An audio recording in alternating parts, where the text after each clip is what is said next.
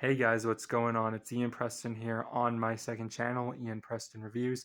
I'll go back to another 15th anniversary movie review. Last one I did Toy Story 3. Be sure to check that one out. This one I'm going to be doing the first Despicable Me movie. And man, this movie, I actually saw this in the theater. My grandma, one of my dead grandmothers, took me to this when I was 10 years old. And heck, it was a year before she died. So this has to be a movie that I'm never gonna forget because if she was alive today, she would have enjoyed the other Despicable Me movies. But anyway, Despicable Me 2010. I only saw this in the theater once. I remember being so excited to watch this in the theater. I remember having a blast watching this in the theater with my grandma. I was laughing so much. She thought those minions were cute. She really enjoyed it. She thought it was funny. Steve Carell did a good job voicing Gru. I remember liking Margot and Edith and Agnes. I thought they were so cute. And I remember my neighbor next door was scared of Dr. Nefario, but he eventually fell in love with the show as well because eventually he watched it and liked it. And then eventually he liked the franchise as well. And Vector, he was a hilarious villain, I tell you. And that Mr. Perkins guy I thought was so creepy. Oh my gosh. But I guess it starts off like in Egypt where the pyramid gets stolen. Sweet Home Alabama is being played as well. And then eventually, oh my gosh. And you get introduced to Gru eventually about what he does, like how he wants to be a villain and how he doesn't want cookies from these orphan girls, Margot, Edith, and Agnes. And Gru wants to steal the moon to be the greatest villain of all time, and Vector is his rival, and eventually he adopts Margot, Edith, and Agnes to help him, but eventually they see him like a father or something. Eventually he starts being a real dad to them until when he gives them back and then steals the moon, and then Vector kidnaps them, and then him and the minions and Nefario work together to stop Vector, and then he gets stuck on the moon after they save Margot, Edith, and Agnes. And it's just, I like at the end how they're jamming out to the Bee Gees, You Should Be Dancing Now. And during the credits, how the minions are just doing things. And at first, I wasn't really used to this franchise when it first came out. And I remember when I watched Diary of a Wimpy Kid in the theater, the 2010 one, I remember, well, twice. I remember seeing a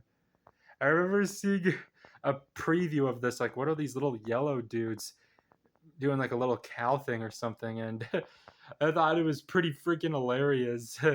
Yes, Diary of a Wimpy Kid. I saw that in the theater twice. I thought that was hilarious as well, and I fell in love with that movie as well back then. But other than that, Despicable Me was a great movie, and I really enjoyed it with my grandma, and I'm glad she took me to it. Thank you for taking me to this. And the story plot's great. I like that it's so fluffy, and does this count as annoying? And how the minions are dressed up as a family trying to go shopping for a unicorn toy for Agnes. That one was a riot. There was so much riots. Like I heard it was like someone said hilarious, a blast for all ages, and this was another film that I'll never forget. Really. Um, sorry. Other 2010 movies that were pretty good. Well, some I haven't seen in theaters, but some I did. Like Megamind, I saw that in the theater. Percy Jackson and the Olympians, The Lightning Thief. I eventually watched that. Like I watched it when it was on Cartoon Network or something. I think there was one scene that I thought was pretty heavy in that for a PG rated movie. But anyway, um, other than that, mm, this oh yeah, and the Karate Kid 2010 film was great too. I saw that in the theater as well. And Tangled, and I think my class, well, in senior year, we watched a 2010 film called True Grit that had Jeff Bridges in it and Haley Steinfeld when she was just a little girl.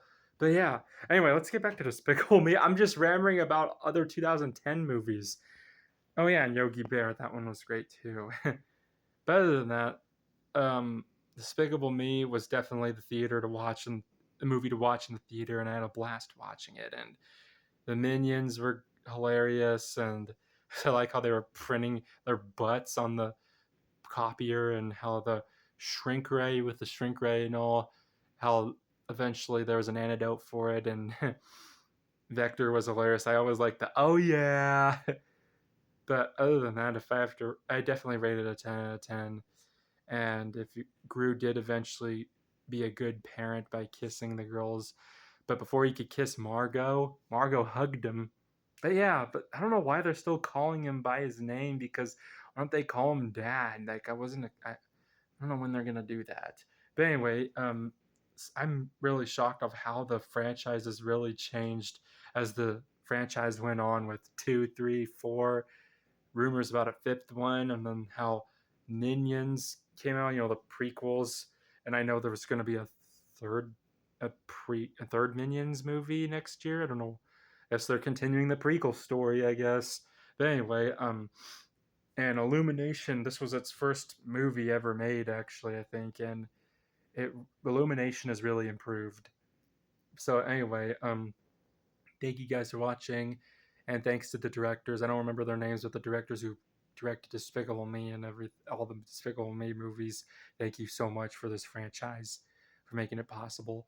And thank you guys for watching. If you guys are new to this channel, subscribe, turn on the notification bell, check out Ian Preston reviews. Check out my first channel, Ian Preston. This is my second channel, Ian Preston Reviews. Check out my first channel, Ian Preston. Link will be in the description. And I'll see you guys in the next video. Excuse me. Peace out. Love y'all.